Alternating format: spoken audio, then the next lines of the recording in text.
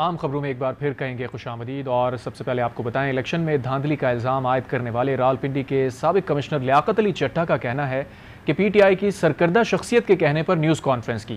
पहला बयान रियासत मुखालिफ और बदनीयती पर मबनी था। चीफ जस्टिस का नाम जानबूझकर शामिल किया गया। मकसद अवाम में नफरत फैलाना था। कौम से माफ़ी का तलबगार हूँ। गैर जिम्मेदाराना बयान की तमाम जिम्मेदारी कबूल करता हूँ।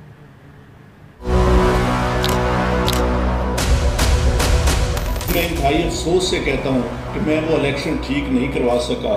लोगों की 70 हज़ार की लीड को हमने उनकी शिकस्त में बदला है।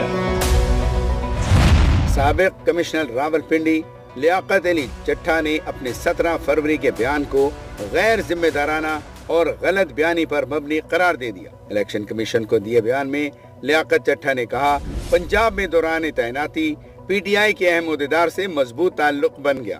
मज़कूरा ओहदेदार 9 मई वाक़यात में कानूनी गिरफ्त में आ गया। इलेक्शन के बाद खुफिया तौर पर 11 फरवरी को लाहौर गया और PTI शख्सियत से मिला। मुझे कहा गया, अगर धांधली के इल्जामात लगाऊं तो मुस्तकबिल में बड़ा ओहदा दिया जाएगा। सियासी जमात के ओहदेदार ने बताया, पार्टी क़यादत ने चीफ जस्टिस का नाम लेने का कहा है। मुझे 13 मार्च 2024 को रिटायर होना था। PTI शख्सियत से प्रेस कॉन्फ्रेंस पर तफसीली बातचीत हुई। मैं न्यूज कॉन्फ्रेंस में तहरीरी इस्तीफा देना चाहता था, लेकिन मुझे रोक दिया गया। प्रेस कॉन्फ्रेंस में जो कुछ कहा वो बाकायदा मंसूबाबंदी का हिस्सा था। जज्बाती होना और खुदकुशी करने का ऐलान ड्रामे का हिस्सा था। मंसूबे को सियासी जमात की आला क़यादत की भरपूर हमायत थी। मुझे चीफ इलेक्शन कमीशन समेत किसी ने धांधली की कोई हदायत नहीं दी। इलेक्शन में चीफ जस्टिस का कोई किरदार नहीं था। मकसद अवाम में नफरत फैलाना था। कोई भी RO ऐसे किसी धांधली के अमल में मुलव्वस नहीं था। अपने किए पर बहुत शर्मिंदा हूँ। साबिक कमिश्नर रावलपिंडी लियाकत अली चट्टा ने कहा, तमाम ब्यूरोक्रेट सर्कल और कौम से भी माफी मांगता हूँ। रिटायरमेंट की वजह से बहुत दबाव में था।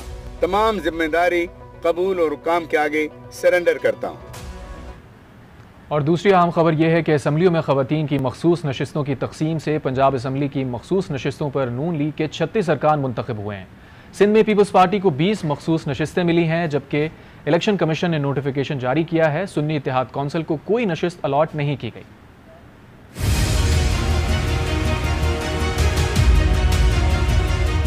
पंजाब और सिंध असेंबली में मखसूस और अक़लियती नशिस्तों की तकसीम। इलेक्शन कमीशन के नोटिफिकेशन के मुताबिक पंजाब असेंबली में नून लीग को खवातीन की 36 मखसूस नशिस्तें और अक़लियत की 5 नशिस्तें दी गई। पीपल्स पार्टी को खवातीन की 3 मखसूस नशिस्तें, मुस्लिम लीग काफ को 2, इस्तेहकाम पाकिस्तान पार्टी को खवातीन की 1 नशिस्त दी गई। सुन्नी इत्तेहाद काउंसिल को कोई नशिस्त अलॉट नहीं की गई। सिंध असेंबली में पीपल्स पार्टी को खवातीन की 20 और अक़लियतों की 6 नशिस्तें मिली। अब पीपल्स पार्टी की 114 नशिस्तें हो गई। MKM को खवातीन की 6 मखसूस नशिस्तें दी गई। ग्रैंड डेमोक्रेटिक अलायंस को 1 नशिस्त दी गई। सिंध असेंबली में MKM की 36, GDA की 3 सीटें हो गईं। सिंध असेंबली में अक़लियत की 1 और खवातीन की 2 नशिस्तों पर फैसला नहीं हुआ।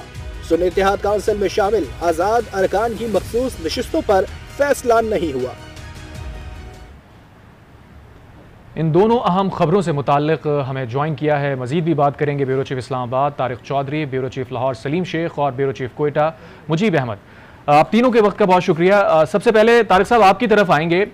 जिस तरह हम अगले दिन गुफ्तगू कर रहे थे कि रावलपिंडी के कमिश्नर हैं, उन्होंने बयान दिया, उसके बाद ज़ाहिर है एक सियासी भूचाल आ गया। इंतखाबात के ऊपर पहले से सवालिया निशानात उठ रहे थे, तनकीद हो रही थी, उनकी लेजिटिमेसी पे बात हो रही थी। और फिर जब कमिश्नर रावलपिंडी का बयान आया तो बहुत ज़्यादा एक पैदा हो गई सूरत हाल ऐसी कि ना जाने इंतखाबात में कितनी बड़ी धांधली हुई है। अब एक और बयान आया है उन्हीं कमिश्नर साहब का। अब वो कह रहे हैं कि सारी चीज़ स्टेज थी, एक सियासी जमात के बहकाने पे उन्होंने ये सब कुछ किया और अपने उन्होंने लोगों से भी माफ़ी मांगी, कौम से भी माफ़ी मांगी। क्या कहेंगे? देखिए, इस पे मेरा ख्याल है वज़ीर वज़ाहत जो है ना, वो कमिश्नर साहब आज कल कभी न कभी जरूर मंजर पे आएंगे और अपने बयान की वजाहत करेंगे। बड़ी अजीबोगरीब बात है कि अगर उनका पहला बयान सच्चा था और आज उन्होंने झूठ क्यों बोला, और अगर आज उन्होंने सच बोला है तो पहले झूठ क्यों बोला उन्होंने। ये इतना आसान मामला तो नहीं है कि उन्होंने एक बयान दिया 3 सफ़े का और माफ़ी मांग ली और कौन सी माफ़ी मांग के बरी ज़िम्मा हो गए। तो मेरा ख्याल है कि जो भी कौमी अदारे हैं, जो भी तहकीकाती अदारे हैं, जिम्मेदार अदारे हैं, उनको फिर झूठ बोलने वाले शख्स को उसके घर तक पहुँचाना चाहिए। उसके खिलाफ फौजदारी मुकदमा होना चाहिए, उनके खिलाफ पूरी कौम को हैजान में डालने का, पूरी कौम को इस्तिराब में डालने का और पूरी कौम को कंफ्यूज में डालने का मुकदमा होना चाहिए। अगर ये इतना ही छोटी सी बात है कि आपका जब दिल चाहे आप प्रेस कॉन्फ्रेंस करें और आप बयान दे दें और उसके बाद 1 हफ्ते के बाद आप बरीजुमा हो जाए कि जी मुझे किसी ने बहका दिया था और मुझे कोई पकड़ के ले गया था और कोई PTI का या किसी जमात का बंदा था और उसने मुझे कहा कि मैं आपको बड़ी बरात दूंगा, आप रिटायरमेंट के बाद आपको इतना कुछ मिल जाएगा कि आपकी जिंदगी संवर जाएगी, तो फिर इस तरह के शख्स को ग्रेड 20 और ग्रेड 21 में जाने का हक ही नहीं पहुंचता। तो मेरा ये ख्याल है कि ये मामला यहाँ नहीं रुकना चाहिए, इसकी तहकीकात होनी चाहिए और उस कमिश्नर साहब को जिसने सिर्फ इसलिए उनके अपने बकौल कि मैं तो चूंकि रिटायर हो रहा था और मेरी प्रमोशन नहीं हुई तो मैं नाराज होकर मैंने पूरे मुल्क को जो है मुश्किल में डाल दिया, पूरी दुनिया में खबरें फैली कि पाकिस्तान के इंतखाबात में धांधली हुई थी। तो या तो उनको पहले सोच समझ के बात करनी चाहिए थी, अगर उन्होंने पहले सोचा समझा था फिर अब जो बात की है फिर अपनी बात पर डट जाते, अपनी बात में कायम रहते और उसका खमियाजा भुगते, लेकिन कौम को कम अज कम मुश्किल में डालते। तो ये बड़ी एक हमारे यहाँ अजीबोगरीब बात है कि लोग जो है वो 2 एक्सट्रीम पे चले जाते हैं। एक बयान पहले आता है जिससे पता चलता है कि वो तो बड़े मर्द मिजाज है, फिर उसके बाद पता चलता है एक और बयान आता, पता चलता है बहुत भोले हैं, बहुत सादा है, बहुत मासूम है, जो दिल चाहे उनको वरला सकता है। वो पंजाब के हाउसिंग के सेक्रेटरी रहे हैं, हाउसिंग डिपार्टमेंट के DG रहे हैं, 4 जिलों के कमिश्नर रहे हैं, पिंडी के कमिश्नर रहे हैं, ग्रेड 21 में जाने के ख्वाहिशमंद थे। तो अगर उनकी ज़हनी हालत ऐसी है, अगर उनकी डिसीजन मेकिंग ऐसी है, फिर वो जहाँ जहाँ रहे होंगे, जो उन्होंने फैसले किए होंगे, उन जिलों का उन लोगों का अल्लाह ही हाफ़िज़ है। बिल्कुल तारिक साहब, आपने बहुत इंपॉर्टेंट सवालात रेस किए हैं, जो पॉइंट्स बताएं आपने उन पे यकीनन तहकीकात होना बनती है, तभी इन सारी चीज़ों के जवाबात सामने आएंगे। लाहौर का रुख करते हैं। सलीम, आप इस सूरत हाल को कैसे देख रहे हैं? कमिश्नर रावलपिंडी उन्होंने एक बयान दिया, PSL की तकरीब के हवाले से उन्होंने सिक्योरिटी के लिए प्रेस कॉन्फ्रेंस बुलाई थी, लेकिन पूरी प्रेस कॉन्फ्रेंस एक पॉलिटिकल बयानी के ऊपर उन्होंने कर दी और उसके बाद फिर वो गायब हो गए। अब उनका बयान आया है सामने और जिस तरह तारिक साहब कह रहे हैं कि इस पूरी जो पहले का बयानिया था और अब का बयानिया है, इस पर बहुत सारे सवालात उठते हैं और तहकीकात होनी चाहिए। अगर तो झूठे इल्जामात लगाए गए हैं तो सिर्फ एक बयान काफी नहीं होगा, उनको सजा भी मिलनी चाहिए, मुकदमे भी दर्ज होने चाहिए उनके अगेंस्ट। ये देखिए, ये जो उनका आज बयान आया है उसका मतलब ये है कि उन्होंने जो पहला बयान दिया था उसको उन्होंने कहा है कि मैं जज्बाती हो गया था और एक सियासी जमात से मिलने के बाद जो है मैंने ये फैसला किया। और जो ब्यूरोक्रेट होते हैं या सरकारी मुलाजम है वो रियासत के मुलाजम होते हैं, किसी सियासी जमात के मुलाजम नहीं होते। अगर उन्होंने सियासी जमात से कुछ चंद टकों की खातिर जो है वो ऐसा बयान दिया है जिससे पूरे पाकिस्तानी कौम और रियासत के मफाद को जो है वो उन्होंने तार तार करने की कोशिश की है, तो मैं ये समझता हूँ कि अब उनके ऊपर, जिस तरह तारिक साहब ने कहा कि उनके ऊपर मुकदमा भी दर्ज होना चाहिए और जिस तरह उन्होंने अपने पहले बयान में कहा था कि मैं बड़ा शर्मिंदा हूँ और मैंने ये जो है वो जाली इंतखाबात करवाए हैं और मुझे जो सज़ा है वो कचहरी चौक में जो है वो मुझे फांसी पर लटकाना चाहिए। और मैं ये समझता हूँ कि अगर उन्होंने उस वक़्त की अपने लिए सज़ा तजवीज़ की थी तो अब जो वो अदालतें हैं अब उनके लिए ये सज़ा तजवीज़ करें कि अगर आपने वो पहला गलत बयान दिया और आज सही बयान है और आपने जो है वो अपने मफादात के लिए जो है वो गलत मफाद ये बयान दिया था, तो अब आपके ख़िलाफ़ क्यों ना ये कार्रवाई की जाए। लेकिन मैं ये समझता हूँ कि शायद ये इस तरह होना मुमकिन नहीं है। एक तो सरेआम जो है वो फांसी शायद नहीं होगी उनको, लेकिन उनको कैफ़रे किरदार तक ज़रूर पहुँचाना चाहिए और इनके जो बैंक अकाउंट्स हैं, जो इनके असासे हैं, वो भी लाजमी जो है वो तहकीकात होनी चाहिए, क्योंकि हमारे पास जो इतलात है इनके असासे जो हैं वो इनकी आमदनी से मैच नहीं करते। इनके बहुत ज़्यादा जो अकाउंट्स हैं और इनके पास जो ज़मीनें हैं और इनके पास जो इनका रहने सहने का तरीक़ाकार है वो इनकी आमदनी से मैच नहीं करता। तो लिहाजा जो तहकीकाती अदारे हैं, जिसमें एंटी करप्शन है, जिसमें नैब है, जिसमें FI है, इनको तमाम को देखना चाहिए कि इनके पास जो जो ज़राए हैं, जहाँ जहाँ से इनको आमदनी आती है, वो पंजाब तो इन पर ऑलरेडी तहकीकात कर भी रहा है। सलीम, आप जानते हैं? जी बिल्कुल, तहकीकात कर रहा है, लेकिन अभी तक सबूत सामने नहीं आए और जो इंक्वायरी कमेटी बैठाई गई थी उसकी भी जो रिपोर्ट है वो भी सामने नहीं आई, क्योंकि हमारे यहाँ जो सिस्टम है वो बड़ा पेचीदा है कि एक बंदे ने बयान दिया और उसके बाद तहरीरी बयान दे दिया कि वो तो सब गलत था। और फिर साथ एक पार्टी को भी उन्होंने कहा कि पहले उस पार्टी को जो है कहा कि हरवाया गया और फिर उसी पार्टी पर इल्ज़ाम लगा दिया कि मुझे जो है रिटायरमेंट के बाद शायद कोई अच्छा ओहदा मिलना था। मैं आपको ये बता दूं कि उसी पार्टी ने यानी पीटीआई के दौर में ये बड़ी पुरकशिश जो है सीटें लेते रहे हैं और उन सीटों पर जो है वो जिस तरह के माली मफादात इन्होंने लिए होंगे उसकी भी तहकीकात होनी चाहिए, क्योंकि उन ओहदों पर रह कर जो है क्योंकि इनका नाम आ रहा है मुख्तलिफ हाउसिंग सोसाइटियों के जो मालकान हैं उनको फैसिलिटेट करने के हवाले से। अगर उनको ये फैसिलिटेट करते रहे तो वहाँ से ये माली फ़वाइद भी जो है वो हासिल करते रहे हैं और इनका जो तहकीकात का दायरा है वो वसी करना चाहिए। और मैं ये समझता हूँ कि इनका और इनके जो अहले खाना है जो जिनके नाम पर मुख्तलिफ जायदादें बनाई हैं और मेरे पास जो इतलात हैं वो ये हैं कि इन्होंने कुछ पैसे जो हैं वो बैरून पाकिस्तान जो है वो भी मुंतकिल किए हैं और उनका भी जो है वो रिकॉर्ड चेक करके इनको करार वाकई सज़ा इसलिए मिलनी चाहिए ताकि आइंदा से कोई भी जो है शख्स उठ के ख़ास तौर पे सरकारी मुलाजम अपने ओहदे का नाजायज़ इस्तेमाल करते हुए ये ना कहे कि मेरे पास ये इख्तियार था और मैंने ये गलत काम जो है वो फ़लाँ शख्स के कहने पर या फ़लाँ पार्टी के कहने पर किया है ताकि आइंदा जो है मुस्तकबिल में मुझे रिटायरमेंट के बाद जो है वो बिल्कुल सलीम, आप सही कह रहे हैं कि इस तरह के इल्ज़ामात को ऐसे तो नहीं छोड़ा जा सकता, उस पर तहकीकात होना बहुत ज़रूरी है। पहले जो बयान दिया और अब जो बयान दिया दोनों को हमें देखना पड़ेगा कि पहले क्या किसी का दबाव था या अब किसी का दबाव है। इसी सवाल को हम लेकर चलते हैं क्वेटा, जहां पे ब्यूरो चीफ मुजीब हमारे साथ मौजूद हैं। मुजीब, आप किस तरह से देख रहे हैं इस पूरी सिचुएशन को? पहले जब उन्होंने बयान दिया तो अब वो कह रहे हैं कि मैंने एक सियासी जमात के बहकाने पे वो सारे इल्ज़ामात लगाए और एक जो इन्फ्लुएंशियल पर्सनैलिटी थी उसी सियासी जमात की, उसके कहने पे सारी चीज़ें हुई, उनसे मीटिंग भी हुई। तो हम किस तरह इस पूरी सिचुएशन को एनालाइज करें? पहले वाली बात सही थी या अब सही है? देखिए, कमिश्नर साहब ने तो पाकिस्तान को एक बनाना रिपब्लिक समझ लिया जिसमें कानून नाम की कोई चीज़ ही नहीं है, कोई उनसे पूछने वाला नहीं है। उन्होंने अदारों को रगड़ दिया, उन्होंने अदलिया को टारगेट किया, उन्होंने अवाम के मैंडेट को टारगेट किया। इतना कुछ करने के बावजूद वो एक 2 सफ़े का बयान देकर निकल लिए कि उनसे गलती हुई और इस गलती के उन्होंने जवाब दिया कि पीटीआई की एक अहम शख्सियत ने उनसे सारा वर्गला के करवाया, तो उस अहम शख्सियत का कोई नाम भी होगा उसको भी मंजर आम पे लाना चाहिए था। और अगर इलेक्शन कमीशन ने बयान जारी किया था उनका तो उसमें उसको भी मेंशन करना चाहिए था, उसको एक्सपोज करने की जरूरत थी कि हो क्या रहा है। ये मुल्क कानून, अदलिया, पार्लियामेंट कोई भी यहाँ पे महफूज नहीं है। कोई भी टीवी एंकर हो, हम जर्नलिस्ट हैं, हम में से भी बहुत सारे लोग ऐसे हैं जो कुछ भी बोल देते हैं बगैर सबूत के और उनसे कोई पूछने वाला नहीं होता। कभी कोर्ट में पेश हों तो वहाँ जाके माजरत कर लेते हैं, जी गलती हो गई। ये तो कोई तरीका नहीं है ना। जिस तरह आप इदारों को, पार्लियामेंट को, अदलिया को बदनाम कर रहे हैं उसका कोई एक रास्ता तो होगा ना उसको रोकने का, लेकिन हम उसमें बुरी तरह नाकाम हुए। हम इस पे कंट्रोल ही नहीं कर पा रहे। हम तो सिर्फ इतना कर सक रहे हैं कि ज्यादा से ज्यादा हम इंटरनेट बंद करके लोगों को खामोश करने की कोशिश करते हैं। जो इदारों की जिम्मेदारी वो ये है कि इन जैसे लोगों को या और जो लोग ये गन फैला रहे हैं उनके खिलाफ बाकायदा कार्रवाई की जाए। ये ना सोचा जाए कि वो किस मकतबा फिक्र से ताल्लुक रखते हैं, बेशक वो साफी हो, सियासतदान हो, कोई भी हो, सबके लिए कानून सबके लिए बराबर है। अगर किसी ने कानून को तोड़ा है, मुल्क के मफादात को, मुल्क की सलामती को ज़द पहुंचाई है तो उसके खिलाफ कानून हरकत में आना चाहिए।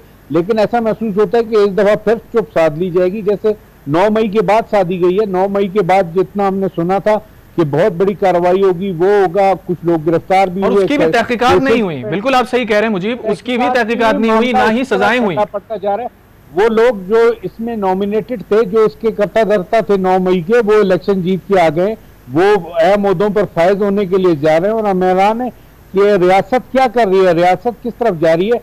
क्या वो सिर्फ एक बातें थी या वाकई अमलन कुछ था? अगर अमलन कुछ था तो उसको सामने आना चाहिए ना उन चीजों को। इसको कानून पर अमल दरामद कराना वक्त की जरूरत है। अगर ये ना हुआ तो मुल्क को और ज्यादा नुकसान पहुंच सकता है। मुजीब, आपने बिल्कुल ये बात दुरुस्त की है कि कानून पर अमल दरामद बहुत जरूरी है, रूल ऑफ लॉ बहुत जरूरी है, उसी की कमी हमें नजर आती है। और फिर बाद में ये जो लूप होल्स अवाम के सामने आते हैं उससे पूरे मुल्क में एक हिजानी कैफियत पैदा हो जाती है। एक बार फिर इस्लामाबाद का रुख करते हैं। तारिक चौधरी साहब हमारे साथ मौजूद हैं। तारिक साहब, जिस तरह बाकी लोगों की भी बात आपने सुनी और अब जो चीज सामने आई है, जो इल्जामात सामने आए हैं, उसमें इत्तफाक राय यही नजर आ रहा है कि तहकीकात होना जरूरी है। और जिस तरह से पुरस्रार अंदाज में कमिश्नर रावलपिंडी अपनी प्रेस कॉन्फ्रेंस के बाद गायब हुए, उन्हें गिरफ्तार किया गया, ये भी सवालात को जन्म देती है कि वो कहां थे, किसके ऑर्डर पे उन्हें गिरफ्तार किया गया, कहां रखा गया, किसकी निगरानी में तहकीकात हुई, फिर इलेक्शन कमीशन को उन्होंने जो बयान दिया वो भी पुरस्कारियत रखती है। तारिक साहब से रिकनेक्ट करके फिर बात करेंगे। यही सवाल मेरा ब्यूरो चीफ लाहौर सलीम शेख आपसे है, आप क्या कहेंगे इसके ऊपर?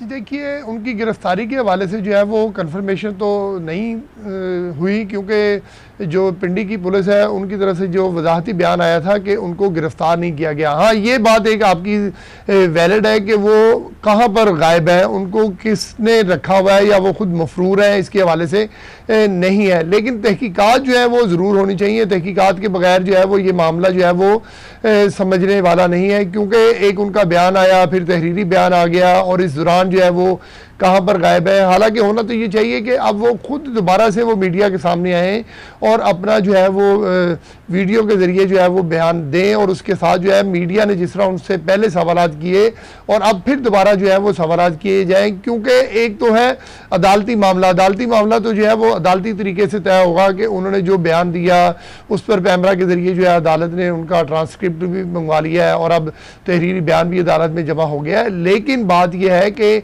इसको सूरत हाल को जो है उस वक्त तक जो है वो क्लैरिटी नहीं मिलेगी जब तक कि वो खुद वो मीडिया के सामने आकर नहीं बताएंगे कि मैंने ये जो बयान दिए हैं वो मुझसे जो है वो ज़बरदस्ती जो है वो पीटीआई के किसी शख्स ने दिलवाए, या मैं खुद जो है वो किसी ऐसे पुरकशिश ओहदे के लालच में आके जो है ये मैंने बयान दिया। और फिर अगर वो ये सामने आके क्लियर नहीं करते तो इसमें इबाम रहेगा, और इबाम जो है उसी वक्त क्लियर होगा जब वो सामने आएंगे। लेकिन इसमें जो एक अहम बात है वो यही है कि जो अदारे हैं उनको अपना किरदार अदा करना चाहिए, इन पर जो है वो मुकदमा भी चलना चाहिए। ये नहीं है कि अगर वो कहीं गायब है, मफरूर है या किसी की तहवील में है या अंडरग्राउंड चले गए हैं तो उनके खिलाफ जो है वो कानूनी कार्रवाई नहीं होनी चाहिए। और जो महकमा SNGAD है पंजाब गवर्नमेंट का, उसको भी जो है वो पूरी तरह इन्वेस्टिगेट करने के बाद जो है वो उनके खिलाफ कार्रवाई करनी चाहिए, और ताकि आइंदा कोई भी सरकारी मुलाजिम जो है वो इस तरह उठे और उठकर जो है वो किसी पर भी कोई इल्ज़ाम जो है वो इस तरह ना लगा सके। ठीक है सलीम, तारिक चौधरी हमें एक बार फिर ज्वाइन कर चुके हैं। तारिक साहब, जिस तरह आपसे जानना चाह रहे थे कि जो कमिश्नर रावलपिंडी के इल्ज़ामात थे पहले और अब के, इसकी तहकीकात होनी चाहिए, अक्रॉस द बोर्ड ये इत्तफाक़ राय मौजूद है, लेकिन जिस तरह से वो पुरस्कार अंदाज में अपनी प्रेस कॉन्फ्रेंस के बाद चले गए थे, फिर वो कहाँ रहे, किसकी हिरासत में रहे या गिरफ्तार रहे, ये भी क्लियर नहीं हो रहा है। पिंडी पुलिस ने ऑफिशियली कहा था कि हमने कोई गिरफ्तारी नहीं की, फिर बाद में खबरें आई RPO के नाम से कि उन्हें गिरफ्तार कर लिया गया है और फिर वो खुद भी रुखसत पे चले गए। तो शुकूक व शुबात तो मजीद भी इस तरफ मौजूद नजर आ रहे हैं। देखिए, शुकूक व शुबात तो पाकिस्तान में हर मामले में रहते हैं।